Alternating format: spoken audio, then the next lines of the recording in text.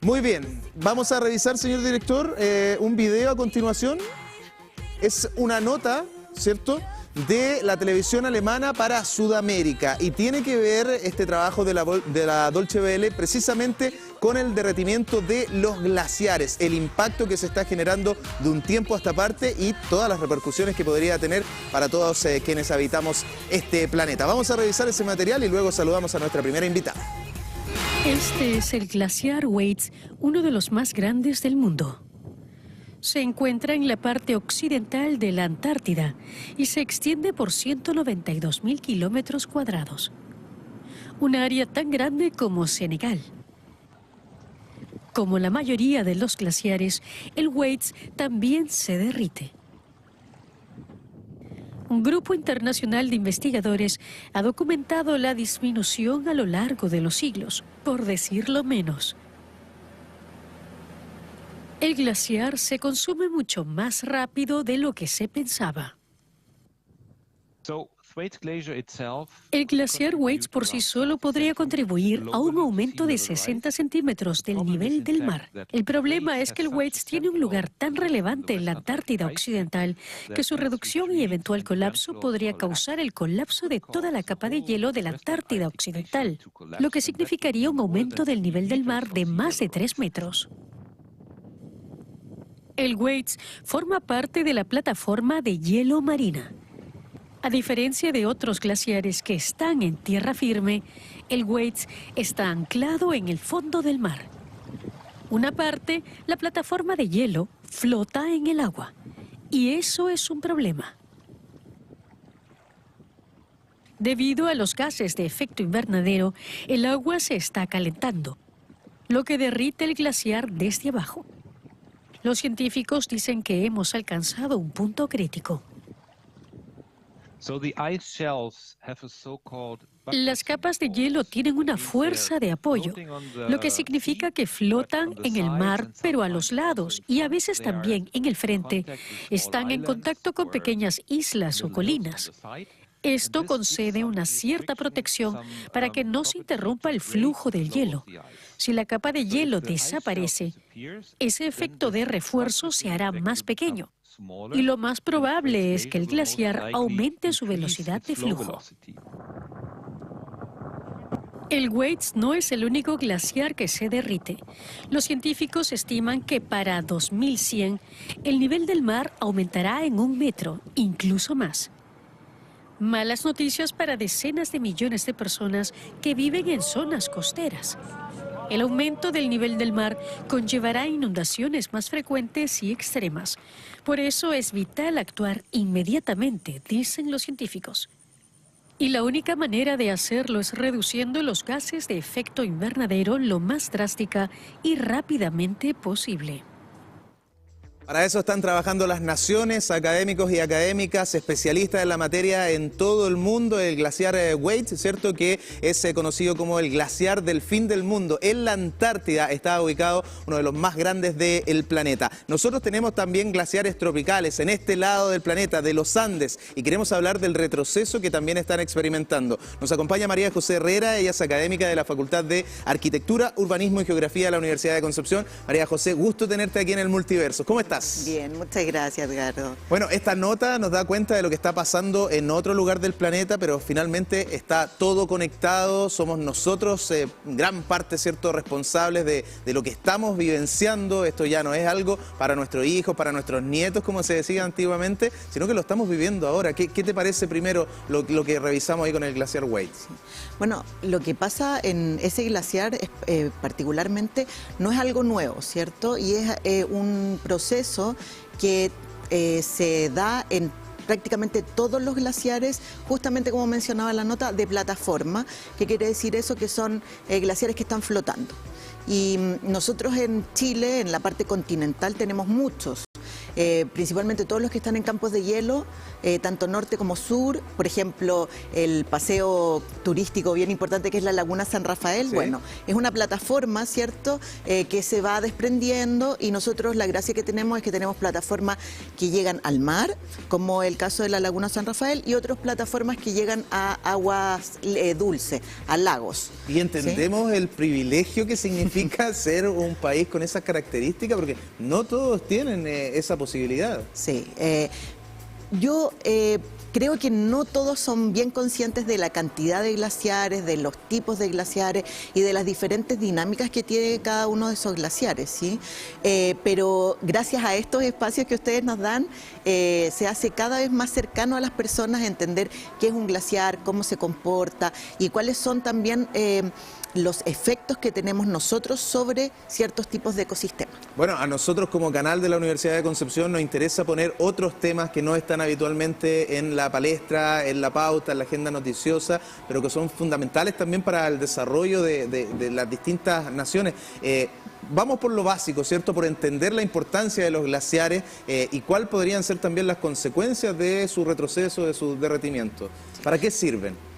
Bueno, los glaciares en general son un tipo de ambiente, ¿cierto?, que está sobre la superficie terrestre y que nosotros podemos verlo desde varias perspectivas, ¿cierto? Podemos verlo desde la perspectiva hidrológica, ¿sí? O sea, cuánto aportan al sistema de agua que fluye. Podemos verlo también desde la perspectiva de, por ejemplo, climática, ¿ya?, que generan estos microclimas, que tienen ciertos vientos característicos, ciertas temperaturas también. ¿Ecosistémica podría Ecosistémicas, exacto. También son albergue de ciertas plantas, musgos, animalitos pequeños, algunos insectos. Entonces tienen como varias perspectivas para trabajarla. El ámbito como más general, ¿cierto?, es como cuando se dice que prestan servicios ecosistémicos, ¿sí? Y uno los puede ver, incluso los servicios ecosistémicos pueden ser hasta el turismo, turismo de investigación, turismo de intereses especiales, y también, bueno, hubo teorías, ¿cierto?, que hablaban de que la expansión de los hielos en ciertos espacios, principalmente en el hemisferio norte, también funcionaron como carreteras, ¿cierto?, de los humanos para transitar desde un continente a otro. Claro. Por lo tanto, los glaciares pueden cumplir múltiples funciones. Y particularmente hoy, la que más llama la atención, ¿cierto?, es en el fondo su aporte a los sistemas hídricos, porque estamos viendo una escasez hídrica importante a nivel global. Y así como en otras materias, ¿hay consenso mundial de su cuidado, del respeto, de lo que hay que tener en cuenta en esta época de cambio climático y de esta amenaza que estamos viviendo? Yo diría que no, aunque siempre hay instituciones bien internacionales, ¿cierto?, que es como el paraguas, que nos indican cuánto hay, cuánto no hay, qué habría que hacer y cuáles son ciertas medidas, pero cada país es dueño de decidir qué es lo que hace y qué es lo que no hace desde esas perspectivas más macro, ¿cierto? Y como siempre en otras entrevistas hemos hablado con Pamela, nos come el día a día. Nos come, por ejemplo, el tema de la pandemia, ¿cierto? Nos come el tema de la contaminación o de las lluvias, de los temporales. Otras urgencias. Exacto, o sea, siempre lo urgente prima por sobre lo importante. Entonces, hoy día yo diría que no es el centro de atención ni en políticas públicas, ni tampoco en el quehacer académico, quizás el estudio de los glaciares, pero tiene una importancia bien como prioritaria, por lo menos para nosotros en geografía de la UDEC, y tenemos proyectos asociados a eso también. Bueno, vamos a conversar también de aquello, súper interesante lo que están haciendo, pero vamos al centro del asunto, que tiene que ver con el retroceso de estos glaciares tropicales de los Andes. Ese es el nombre completo. Ya, lo que pasa es que, bueno, los Andes es una cordillera súper larga, ¿cierto? ¿Desde el Ecuador hasta la Patagonia? Bueno, incluso nosotros podríamos decir que va desde Antártandes, que está en la Antártica, y luego se extiende hacia incluso el hemisferio norte, por todo el cinturón de fuego del Pacífico, que es justo donde se conectan las dos placas, Ya, ¿cierto? perfecto. Pero efectivamente, tradicionalmente se hablan de los Andes desde el Ecuador hacia el sur, ¿ya?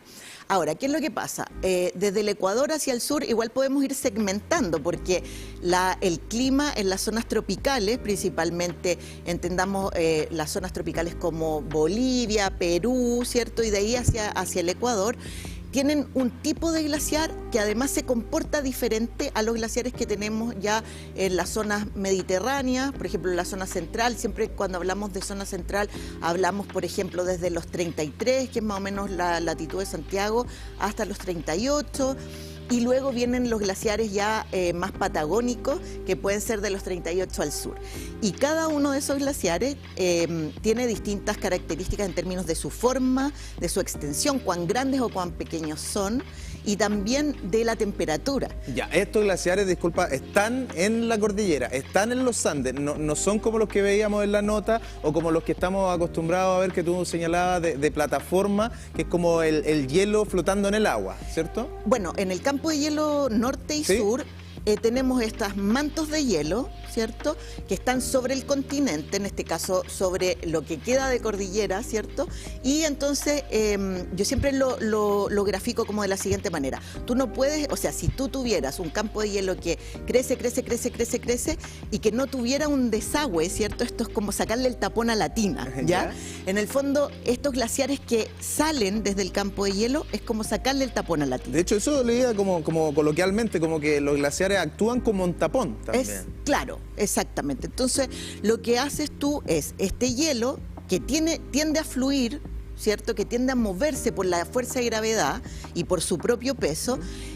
Lo que hace es que el campo de hielo entonces tiene que meterse por valles y por ciertos lugares que le sean más fáciles, más cómodos, y entonces empiezan a generarse estas lenguas que llegan o al mar, en el caso de nosotros, ¿cierto? O al mar o a los lagos, principalmente patagónicos. Y ahí es donde se aprovecha con estas embarcaciones de poder hacer el turismo, ya sea de experiencia, de excursión o también de investigación. Exacto, sí.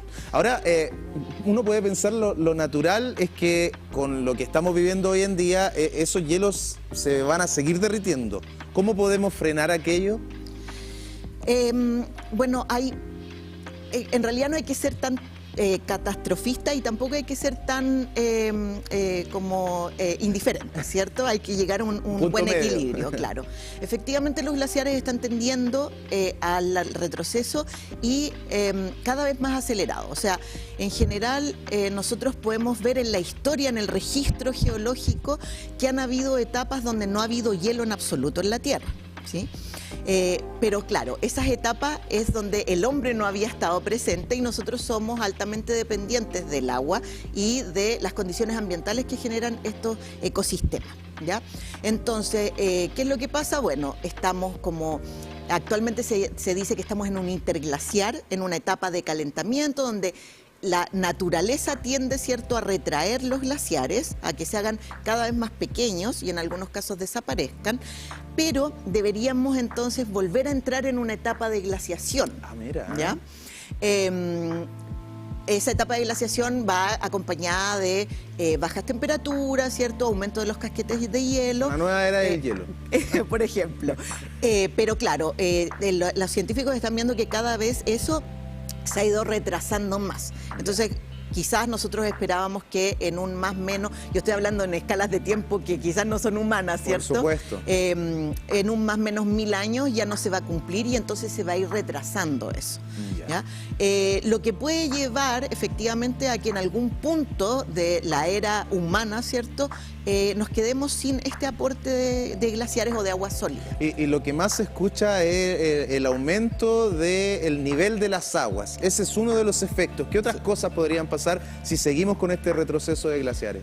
Bueno, obviamente que nos quedemos sin almacenamientos de aguas dulces en forma de hielo, ¿cierto? ¿Cuánto representa más o menos el agua dulce de los glaciares del mundo? Mira,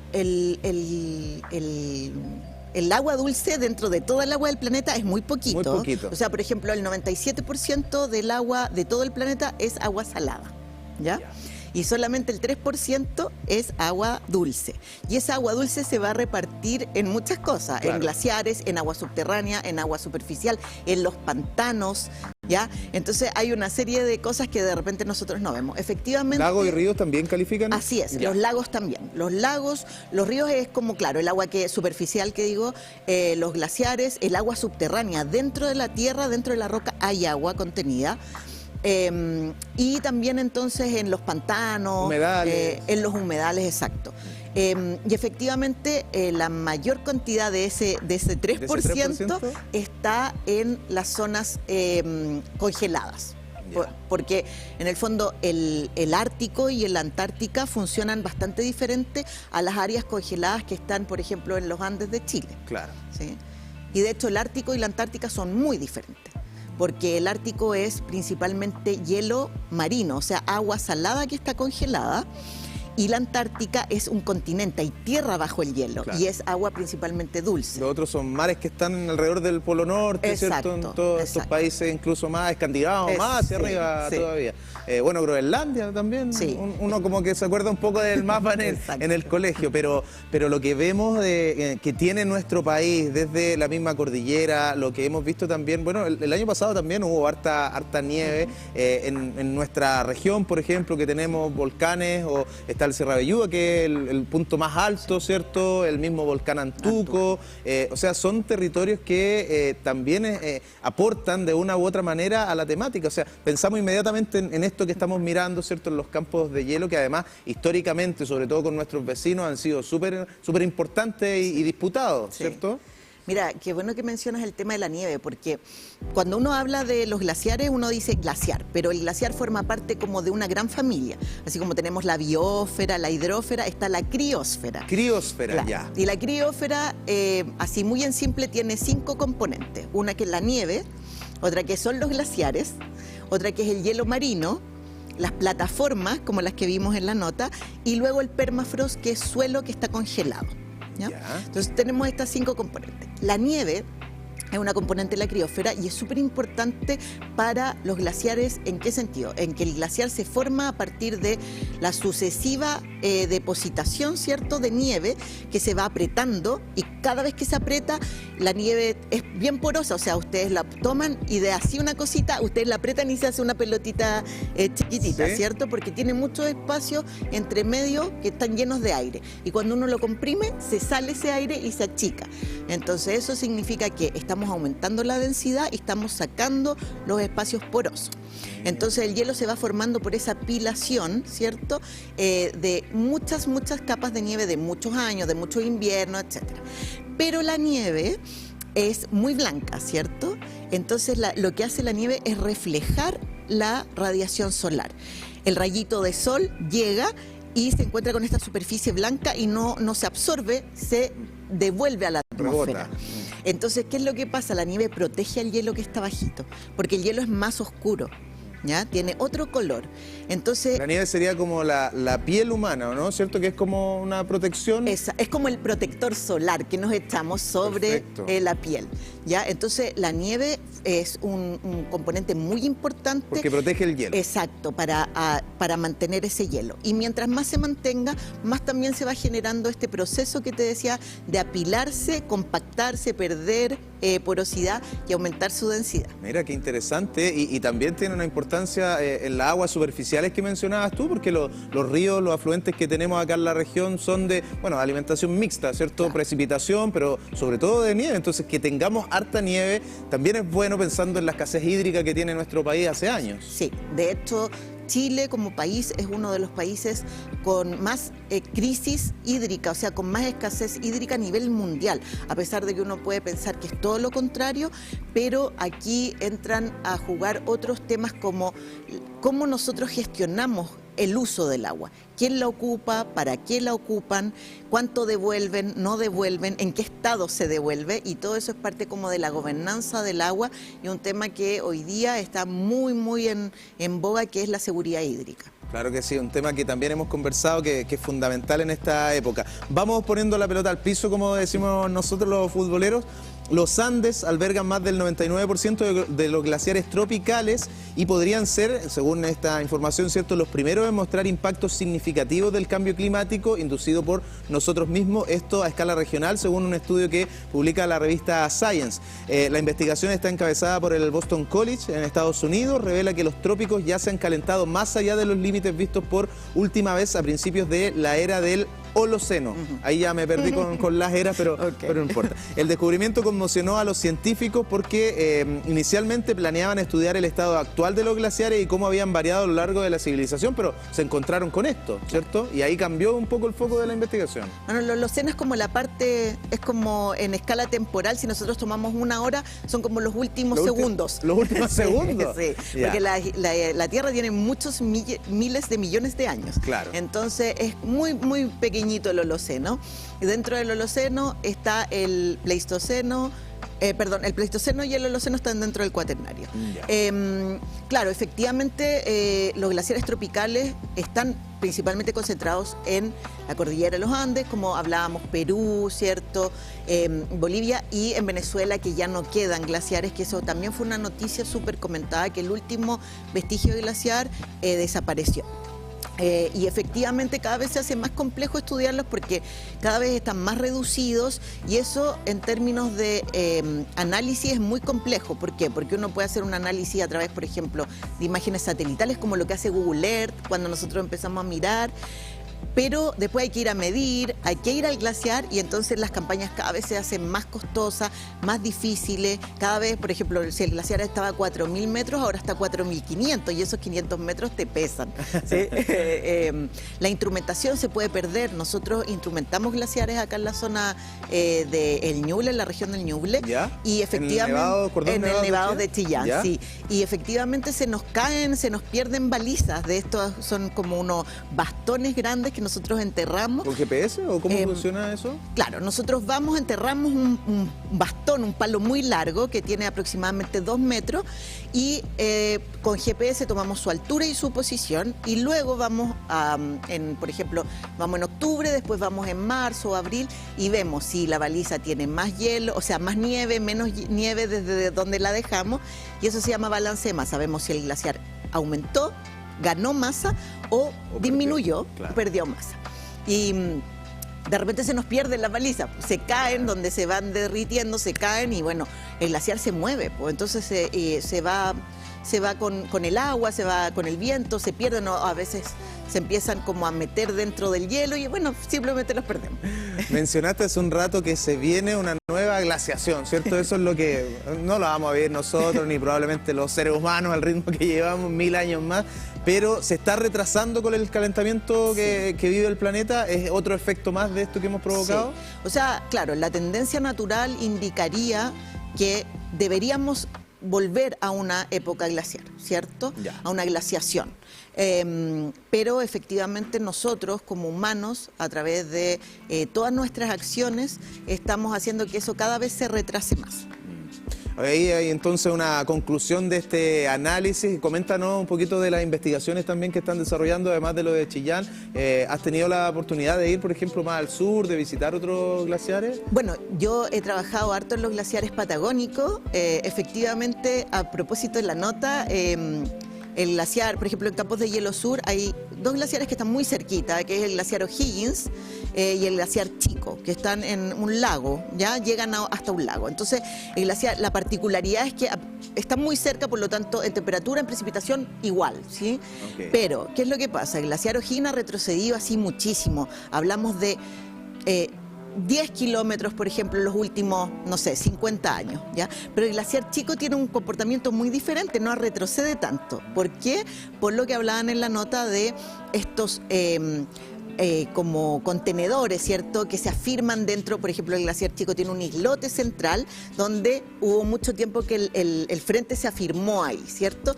Y eso le da contención basal, contención lateral, son un valle mucho más pequeño que el glaciar O'Higgins, que el islote que lo afirmaba está muy, muy lejos. Entonces dejó de ese islote y se empezó a retroceder muy rápido. Más desprotegido a diferencia Exacto. del otro. Oye, ¿y cómo es la logística ahí? ¿A dónde se llega? ¿Cuánto hay que navegar? Sí, bueno, hay varios pasos, ¿sí? Primero hay que llegar al aeropuerto de la región de Aysén, Balmaceda, luego hay que llegar hasta Villa O'Higgins, generalmente en avioneta, y luego tienes que navegar por el lago Higgins y de ahí caminar.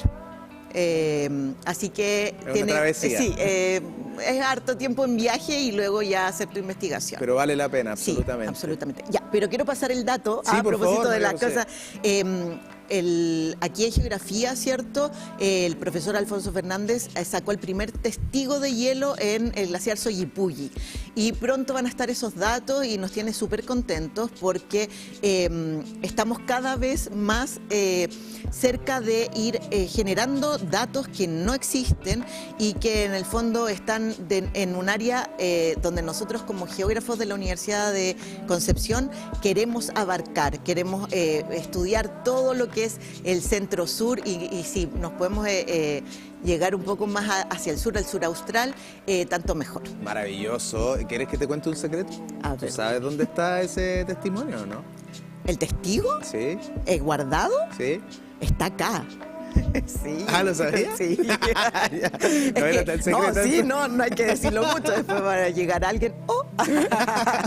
No, oye, súper importante, una investigación muy interesante la que está desarrollando el profesor cuando conversamos respecto a esa posibilidad. Por supuesto que el aporte, la contribución que podamos hacer a cualquier investigación de la universidad, y nos alegramos mucho que estén abordando estas materias. Nosotros las recogemos y queremos difundirlas mucho más. Hay un montón de conocimiento que la población lamentablemente por diversos motivos se pierde, pero esto es clave también para entender procesos, entender el planeta en el que habitamos, hacer educación es parte también de nuestro rol como medio de la universidad. Así que María José, muchísimas gracias. María José Herrera, académica de la Facultad de Arquitectura, Urbanismo y Geografía, por habernos acompañado el día de hoy. Esta entrevista va a estar en YouTube en un ratito para que la puedan revivir. Muchas gracias a ustedes por invitar. Que estén muy bien, nos Igual. vemos pronto. Gracias. Y nosotros nos separamos brevemente, primer bloque de este Multiversos, donde se habla de diversas temáticas, donde convergen también noticias interesantes. Por ejemplo, ya vamos a estar con una actividad que se está desarrollando en la Universidad de Concepción, en la Casa del Deporte, una muestra artística cultural por parte de la Dirección de Servicios Estudiantiles. Eso y mucho más a la vuelta de comerciales.